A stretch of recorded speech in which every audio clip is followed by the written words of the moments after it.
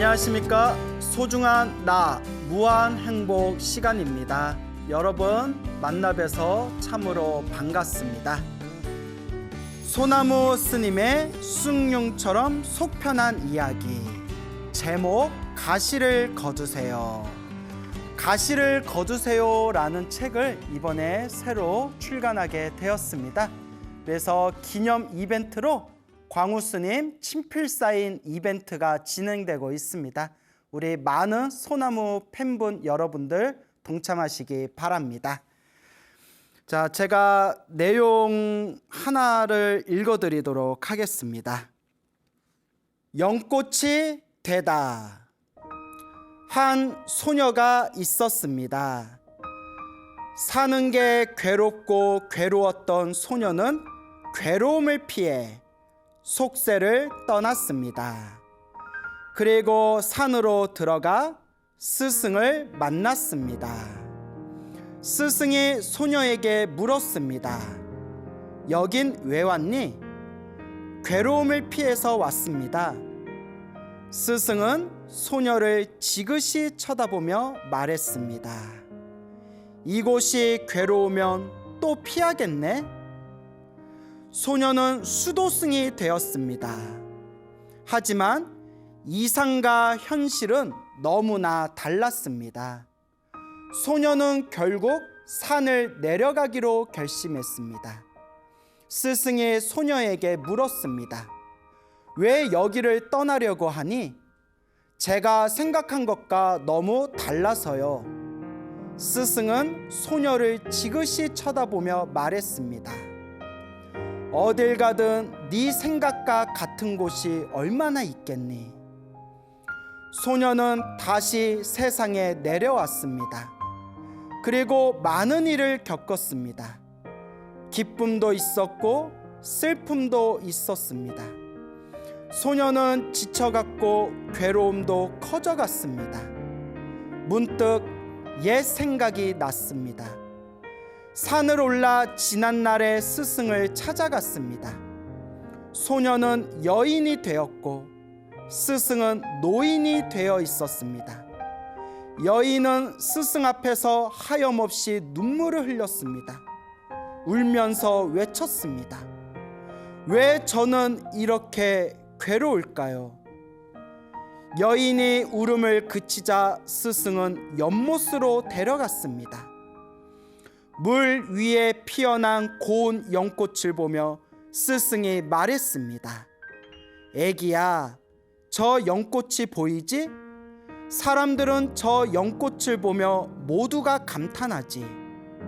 그런데 다들 연꽃에만 정신이 팔려 있단다. 애기야, 네 눈에는 무엇이 보이니? 잠시 침묵이 흐른 뒤 스승이 말을 이어갔습니다. 내 눈에는 연꽃이 뿌리를 내린 저 바닥이 보이는구나. 연꽃이 피기 전에 이 연못은 아무도 쳐다보지 않는 시궁창이지. 그런데 때가 되어 꽃이 피면 사람들은 여기가 원래 시궁창이었음을 다들 잊어버리더구나. 눈물을 글썽이며 자신을 바라보는 제자에게 스승이 말했습니다. 연꽃은 시궁창을 탓하지 않고 저 더러운 물에서 이토록 아름다운 꽃을 피우는구나. 주변이 시궁창 같아도 결국 꽃을 피우는 것은 누구의 몫일까? 스승이 웃으며 다시 한번 물었습니다. 과연 누구의 몫일까? 과거의 소녀였고 지금은 여인이 된 제자는 결심했습니다. 나는 저 연꽃이 되리라.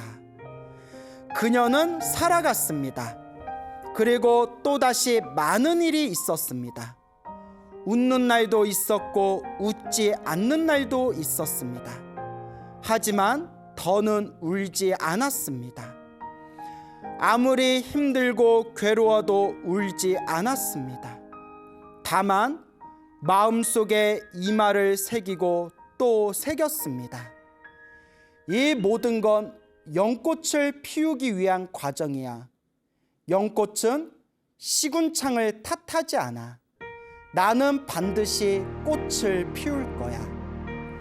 훗날 그녀가 세상을 떠나자 사람들은 그녀를 추억합니다. 어떤 상황에서도 항상 밝았던 사람, 슬픔 속에서도 웃음을 잃지 않았던 사람, 괴로움에 잠시 흔들려도 어느새 미소 짓던 사람, 그녀를 기억하는 사람들은 이렇게 말합니다. 시궁창 같은 세상에 그런 사람이 있기에 그래도 세상이 살만한 거라고. 소녀는 그렇게 세상의 연꽃이 되었나 봅니다.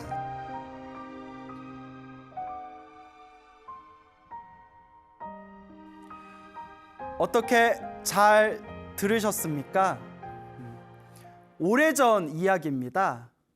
어느 젊은 아가씨가 있었어요. 이 젊은 아가씨가 너무나 세상이 힘들고 괴롭고 답답했나 봅니다. 그 가슴에 너무나 큰 상처가 있었어요. 너무나 세상이 싫은 거예요. 그래서 이 세상은 너무 힘들고 괴롭고 너무나 상처가 많다. 차라리 저 산에 들어가서 저 산속에서 도나 닦으면서 살자. 그리고 이 젊은 아가씨가 산에 들어가 머리를 깎고 비구니가 되었습니다. 그때 스승님이, 그 당시에 있었던 노스님이 이렇게 질문을 했답니다. 나이도 아직 참 어린데 그래 왜 머리를 깎고 출가하려고 하니? 그 젊은 아가씨가 이렇게 대답했다고 합니다.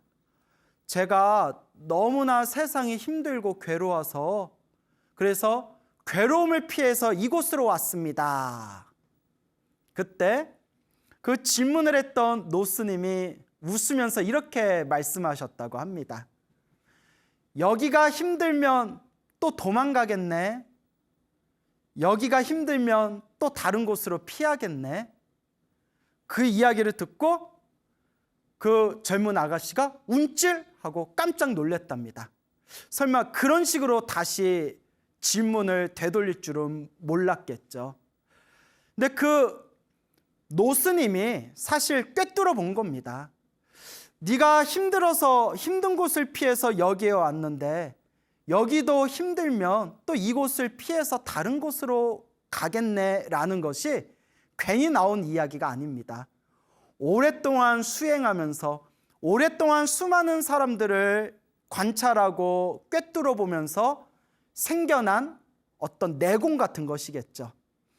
아니나 다를까 이 젊은 아가씨가 비구니가 되었는데 사실 여러분 멀리서 보는 거랑 가까이서 보는 거랑 모든 게 다릅니다. 또 이상과 현실은 다르죠. 절집도 얼마나 힘든데요. 새벽에 3시에 일찍 일어나야지. 막 그 추운 데에서 손 호호거리면서 도량석 해야지. 그리고 또 옛날에는 또 먹고 살기 힘들었지 않습니까? 스님들이 다 직접 밥하고 반찬해야지. 꾸벅꾸벅 졸면서 공부해야지. 기도해야지. 그리고 사람 사는 곳은 또 비슷비슷하지 않습니까? 좋으신 분들도 있는데 정말 좀 마주치기 싫은 사람들도 있을 것이고, 이렇게 이상과 현실은 좀 다릅니다, 여러분. 그래서 속세에서의 괴로움을 피해서 산속에 왔더니 산속도 너무 호된 거예요. 결코 호락호락하지가 않구나. 참으로 이곳도 쉽지가 않은 곳이구나. 그런 생각이 듭니다. 결국 이 비구니 스님은, 젊은 아가씨였던 이 비구니 스님은 이 길은 내 길이 아닌가 봐. 차라리 밖으로 다시 나가자, 환속하자라고 생각이 들었다고 합니다.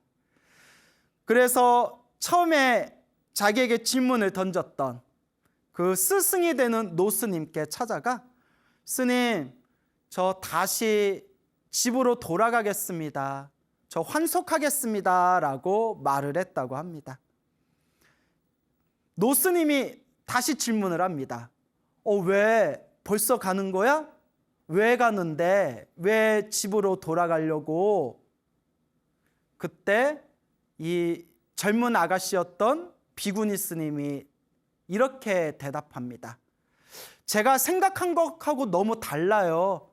제가 집에 있을 때, 속세에 있을 때는 제가 생각하던 산속과 제가 생각하던 사찰의 이미지가 있었는데 막상 와봤더니 현실은 너무 다르네요.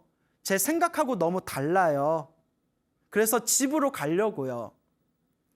그때 노스님이 이렇게 말씀하셨다고 합니다.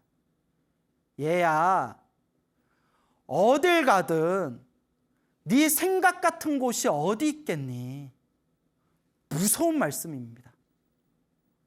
어딜 가든 네 생각에 똑 하고 네 생각에 쏙 드는 곳이 얼마나 있겠니? 과연 있을까요, 그런 곳이? 어쨌거나 자기가 얼마 동안 머무르던 사찰을 뒤로하고 다시 집으로 돌아오게 됩니다. 그 이제 정신없이 살아가게 됩니다. 이제 남자도 만났겠죠. 그리고 직장 생활도 했을 거고, 뭐 결혼도 아마 했겠죠. 애를 낳았을 수도 있고, 뭐 자세한 사연까지는 모르겠지만 일반 사람들처럼 평범하게 살았겠죠. 그렇게 한 해, 두 해 긴 시간이 지납니다. 그런데 여러분, 우리가 사는 이 중생의 삶이라는 것이 항상 행복할 수만도 없고, 그리고 내가 원하는 대로 일이 술술 풀리는 곳이 아니지 않습니까? 이 아가씨가 살아가면서 너무나 힘들고 괴롭고 답답한 삶의 험난한 파도들을 몸으로 부딪히게 됩니다.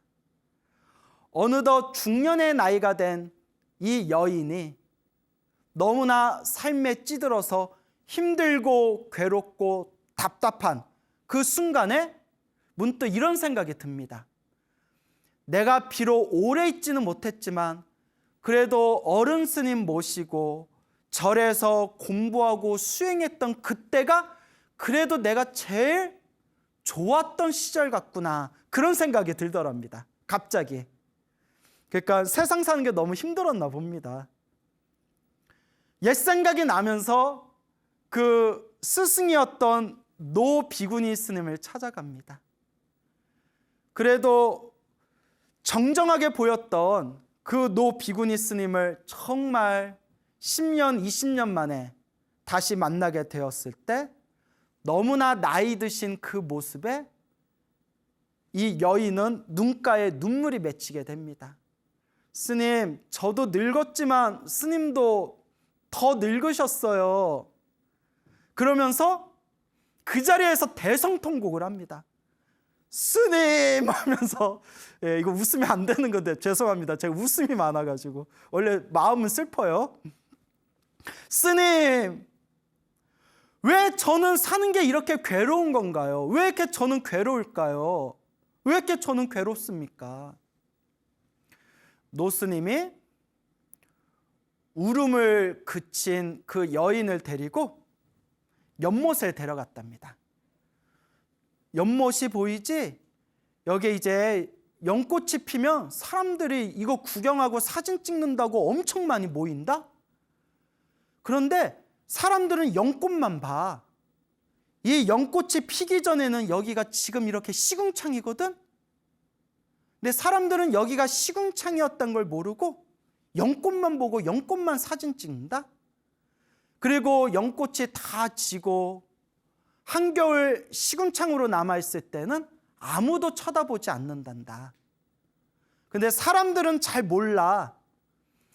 사람들이 그토록 아름답다고 기뻐하면서 사진 찍는 이 연꽃이 바로 이 시궁창에서 피어난다는 것을 사람들은 잘 모르나 보다.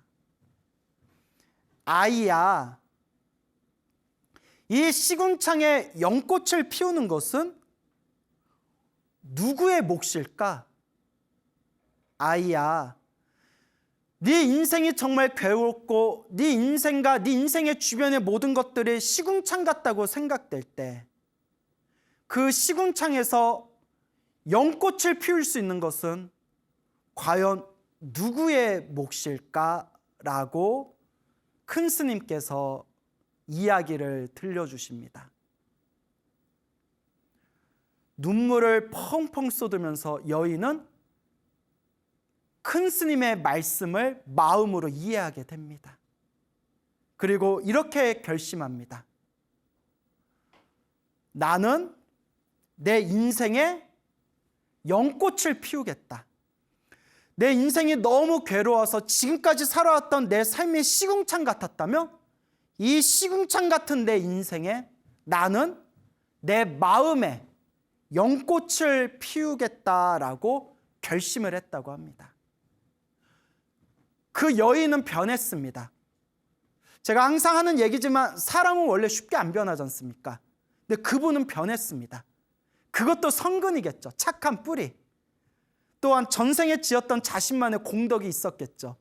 여하튼 큰 스님의 말씀에 마음에 잔잔한 변화가 일어납니다. 더 이상 남을 탓하지 않습니다. 항상 사람들을 위해서 기도를 올렸습니다. 그동안 자기 자신만을 위해서 기도를 올렸다며 나 잘 되게 해주세요. 부처님 내가 기도 이렇게 열심히 했는데 왜 이렇게 자꾸 힘든 일이 생기나요? 부처님 왜 내 소원은 들어주지 않나요? 라는 그런 자기 자신만의 이기적인 기도를 내려놓고 부처님 제가 괴롭듯이 많은 중생들이 괴로워하고 있습니다. 제가 이 괴로움에서 벗어나기를 원하듯이 모든 중생들이 이 괴로움에서 벗어나기를 원합니다. 저 자신의 행복을 원하듯이 모든 중생이 행복하기를 원합니다 라고 남을 위해서 기도하게 됩니다. 그리고 이제 봉사를 시작합니다. 아무런 조건 없이 누군가를 위해서 순수한 마음으로 봉사를 시작합니다. 1년, 2년, 3년 아무런 조건, 아무런 자신의 이익 없이 그저 순수한 마음으로 누군가의 도움이 필요한 그런 사람이나 단체에 조금씩이라도 시간을 내면서 봉사활동을 하고 조금씩이라도 자신만의 기부를 하게 됩니다. 몇 년의 시간이 지나고 그 여인은 완전히 변화됩니다. 누군가를 위해서 봉사를 했는데 내 마음이 더 기쁘고 내 마음이 더 뿌듯합니다. 사람들의 행복과 모든 존재의 행복을 위해서 기도해 줬는데 기도를 마치고 나면 내 마음이 더욱더 기쁘고 행복해짐을 느끼게 됩니다. 그렇게 기도하고 그렇게 봉사해도 때때로 안 좋은 일이 생기고 가슴 아픈 일이 생길 때도 있었고 힘든 시기도 분명히 있었습니다. 그런데 놀라운 변화가 있다면 예전 같으면 힘들고 괴로울 때 내가 이렇게 열심히 기도했는데 왜 이렇게 나만 힘들까? 왜 이렇게 내 팔자만 이렇게 더러울까? 남 탓을 하고 한탄하던 자기 마음에 힘들고 괴로운 시기가 닥쳐도 미소를 잃지 않을 수가 있었습니다. 내가 갚아야 할 나의 빚이 있었나 보다. 내가 갚아야 할 나의 숙제가 있었나 보다. 그리고 더 이상 스스로 이 힘들고 괴롭다는 이유로 자신의 긍정적인 마음을 더 이상 놓치지 않았습니다. 오히려 더 열심히 기도하고 더 열심히 미소를 짓고 더 열심히 봉사활동을 했다고 합니다. 주변에 수많은 사람들이 그녀를 존경하게 됩니다. 그렇게 한참의 시간이 지나고 그 젊은 아가씨였고 한때 짧게나마 비군이었고 다시 이 세상에 내려와 평범한 삶을 살았던 그녀는 세상을 떠나게 됩니다. 태어난 존재는 언젠가 죽을 수밖에 없습니다. 그분도 때가 되어 드디어 이 한만했던 세상을 떠나게 된 거죠. 그분의 장례식에 수많은 사람들이 모였다고 합니다. 그리고 한결같이 그녀를 추모하면서 이렇게 이야기를 나눴다고 합니다. 그분 정말 훌륭한 분이었어. 그분은 정말 힘든데도 얼굴에서 웃음이 사라지질 않더라. 정말 내 인생에 있어서 정말 존경할 만한 분이었어. 야, 그래도 세상에 그분처럼 열심히 봉사하고 그분처럼 조건 없이 다른 사람들을 위해서 자신을 희생했던 그런 분이 있어서 그래도 이 퍽퍽한 세상에 그래도 우리들이 살아갈 수 있는 거야 라고 대화를 했다고 합니다. 많은 분들이 그녀를 진정으로 추모를 하고 그리워했다고 합니다. 제가 이 이야기를 듣고 제 내면에서 이런 목소리가 울렸습니다. 그분은 정말 자기 인생의 연꽃을 피웠구나. 그분은 진실로 자기 삶의 꽃을 아름답게 피우셨구나. 나도, 우리들도 그와 같이 꽃을 피우리라 라는 생각이 들었습니다. 너무나 감동적이지 않습니까? 인생을 살아가면서 행복과 불행이라는 거, 하지만 참 이 행복이라는 걸 우리가 너무나 원한데도 때때로 내가 원하지 않는 일들이, 나를 너무나 힘들게 하는 일들이 생기기 마련이고, 제발 불행아 오지 말아라 오지 말아라, 아무리 소금을 집 밖에서 소금을 뿌려대도 올 놈은 옵니다. 이 불행이란 게 와야 할 놈은 반드시 찾아와서 내 속을 긁고 갑니다. 행복이란 뭐고 불행이란 무엇일까요? 그래서 흔히 사람들이 이런 이야기를 합니다. 스님, 제가 살았던 삶은 너무나 힘들고 괴롭고 답답했습니다. 비유를 들자면 제 삶은 정말 시궁창 같습니다. 내 인생은 시궁창 같았어. 영화 대사에 좀 자주 나오는 내용이지 않습니까? 그런데 자신의 삶의 연꽃을 피운 이 여인의 이야기를 알고 나서 내 인생은 시궁창 같았어 라는 소리를 들을 때 항상 이 이야기가 떠오릅니다. 그 노스님의 이야기, 노비구니 스님의 이야기. 이 시궁창에 연꽃을 피우는 것은 누구의 몫일까? 우리의 몫이고 자기 자신의 몫입니다. 어느 60대 보살님이 계셨어요. 이 60대, 지금 한 60대 이제 후반 정도 되실 것 같네요. 이 보살님이 어렸을 때 굉장히 불우한 가정생활을 보냈다고 합니다. 아버지가 폭력적인 성향이 있어가지고 폭력적인 아버지 때문에 온 집안의 가족들이 너무나 힘들고 괴로웠다고 합니다.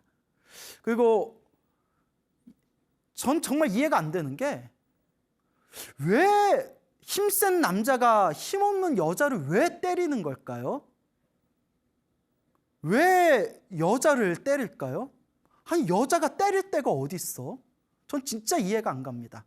누가 저한테 쌤은 살면서 여자 때려본 적 없어요? 예, 저는 없습니다. 저는 여자를 때려본 적이 없습니다.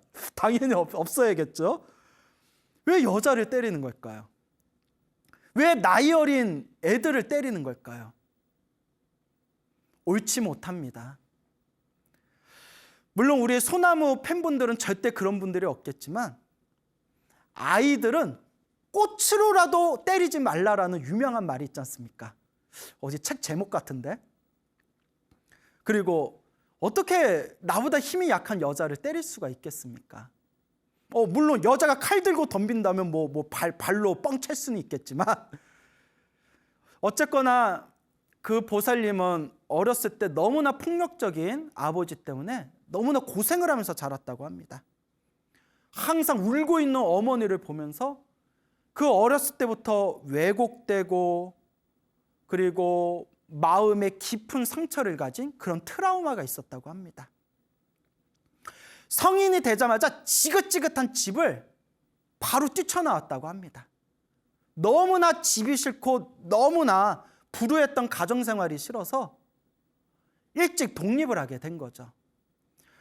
그리고 사회에서 이제 직장 생활을 하게 되었는데 어느 한 남자를 만나게 됩니다. 그 남자와 이제 뜨거운 사랑을 하게 되고 이제 결혼을 했는데 어렸을 때 불우했던 가정 생활이 있었기 때문에 자기는 정말 좋은 남자를 만나서 정말 행복한 가정을 꾸리고 싶었다고 합니다. 그런데 인생은 너무 호락호락하지가 않습니다.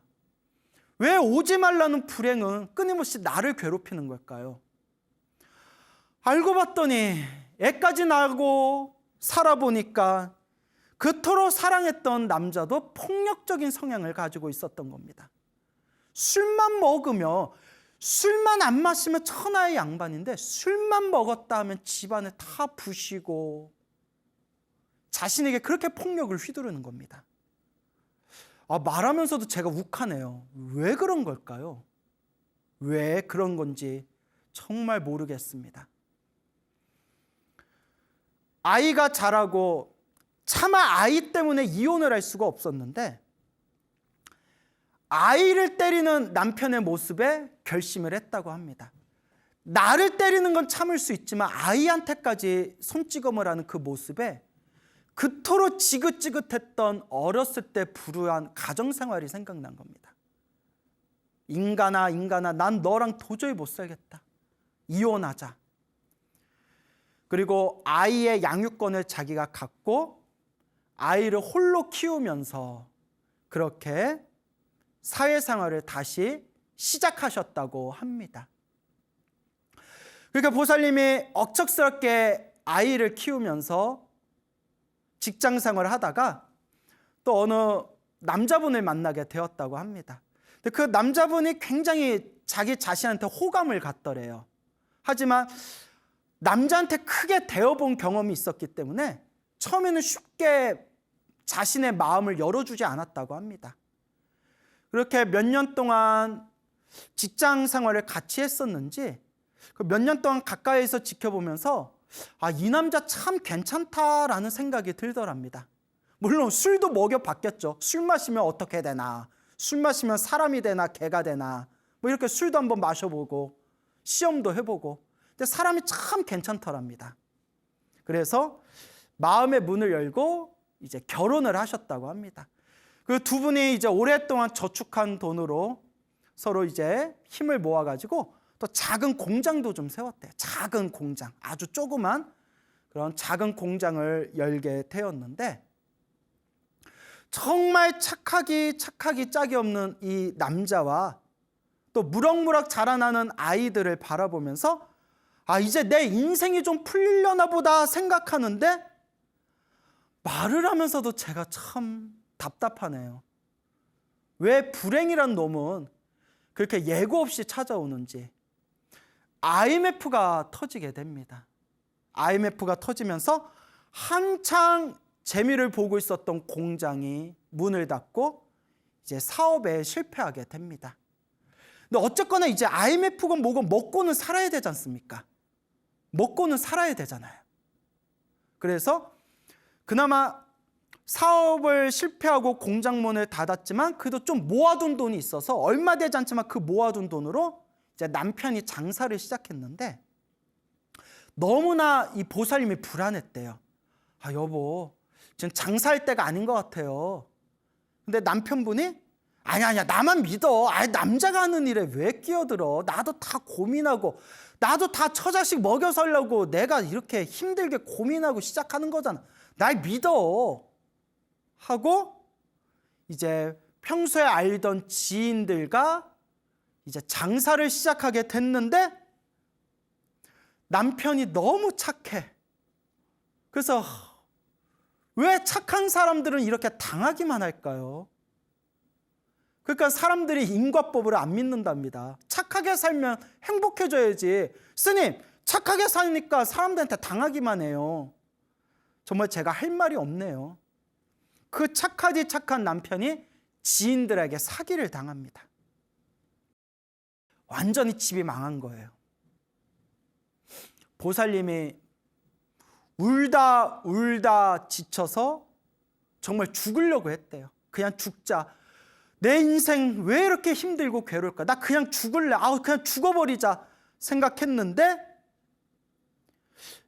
여자는 약하지만 어머니는 강하다라는 그런 이야기가 있지 않습니까?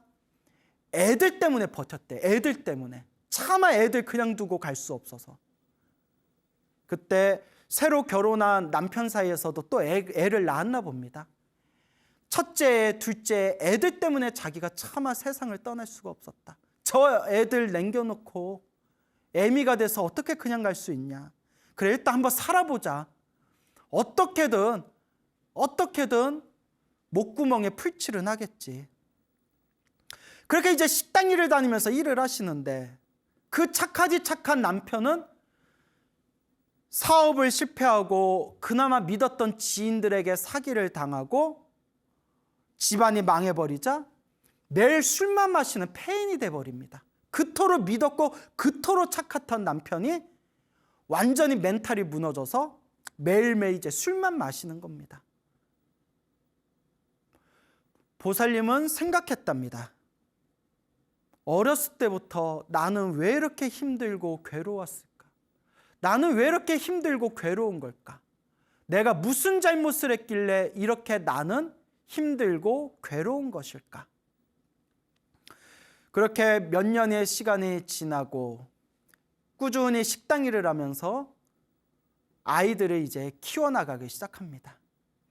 어느 날 가슴이 너무 답답하더래요. 막 숨이 넘어갈 것 같이 가슴이 너무 답답하더랍니다. 그래서 병원에 갔는데 병원에서는 딱히 병명이 없었대요. 너무나 가슴이 답답하고 온몸에 근육이 다 아프더래요. 그래서 용하다는 한의원에 갔더니 거기서 하는 말이 화병입니다 라고 하더래요. 스트레스성 자율신경실조증, 화병입니다. 쉬운 말로. 내 쌓이고 쌓인 내 마음의 화가 병으로 되어 돌아왔구나. 너무나 가슴이 답답하고 숨쉬기조차 힘들 정도로 괴로웠다고 합니다. 그러던 중에 누가 가까운 친분이 있었던 분이 절에 다녀보라고 했답니다. 그래서 처음에는 코웃음 쳤대요. 뭐 절에 다닌다고 뭐가 나으려나? 그런데 혹시나 하는 마음으로 이제 큰 절에 나가면서 이제 스님들 법문을 많이 들었대요. 그래서 여러분, 법문이 중요합니다. 자꾸 강의를 듣고 법문을 들어야 부처님이 이렇게 말씀하셨구나라는 것을 우리가 새롭게 이해하게 됩니다. 자꾸 법문을 듣다 보면서 불교에서는 행복도 불행도 다 자신의 업보다라고 이야기하는구나. 내가 힘들고 괴로울수록 내 업장을 소멸해야 되는 거구나. 스스로 끊임없이 복을 짓고 선업을 짓고 공덕을 쌓아야 되는구나라는 것을 스님들의 법문을 통해서 하나하나 이해하게 됩니다. 그리고 이 보살님이 확실히 화끈한 성격에 추진력이 있었나 봅니다. 매일매일 기도를 열심히 했답니다. 제가 무슨 기도 하셨어요? 여쭤보니까 좋은 기도는 다 해봤대요. 그러니까 누가 좋다라고 하면 좋다라는 기도는 다 해봤답니다. 천수경 신묘장구 나란히도 해보고 금강경 독송도 해보고 법화경 사경도 많이 하셨답니다. 그리고 절도 많이 하셨대요. 지금은 무릎이 아파서 절을 많이 못하지만 한창 땐 절도 열심히 하셨다고 합니다. 근데 기도하면 기도할수록 그렇게 눈물이 쏟아지더래요. 내가 뭘 잘못했길래 이렇게 괴로울까? 내가 왜 이렇게 이러한 고통과 괴로움을 당해야 되나? 그렇게 눈물을 흘리면서도 기도하셨다고 합니다. 근데 희한한 게 기도를 하면 할수록 마음이 편안해지시더래요. 이게 기도의 값입니다, 여러분. 기도하신 수많은 불자님들이 하시는 말씀이, 스님, 정말 기도를 하니까 좋은 일이 생기든 나쁜 일이 생기든 일단 마음이 편안해서 살 것 같습니다. 그게 기도의 값입니다.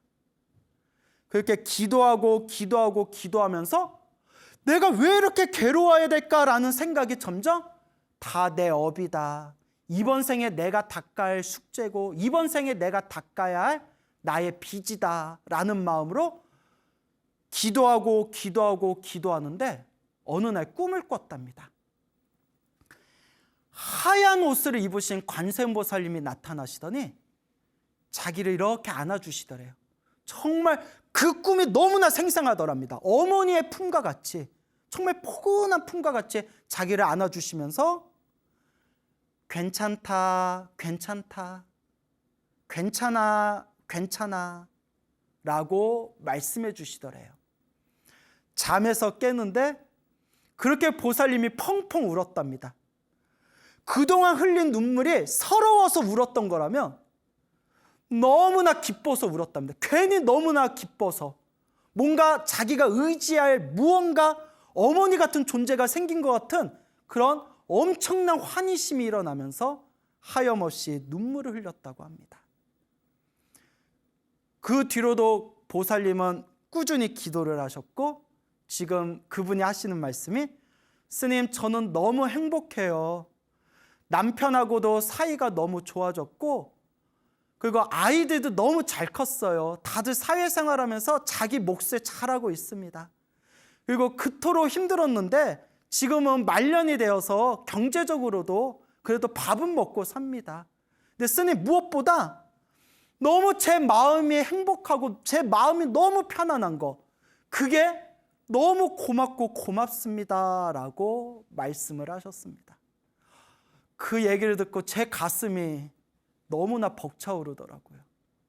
여러분, 시궁창 같은 내 인생에 연꽃을 피운다면 누구의 몫일까요? 여러분의 몫이고 자기 자신의 몫입니다.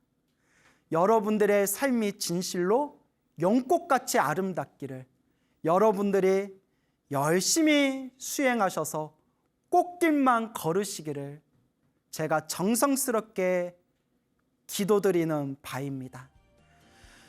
여러분, 행복해지고 싶습니까? 행복한 삶을 창조하고 싶습니까? 복을 지으십시오. 선업을 지으십시오. 공덕을 쌓으십시오. 복과 선업과 공덕의 힘이 여러분들을 진정한 행복의 길로 이끌어 줄 것입니다. 여러분, 성불하십시오.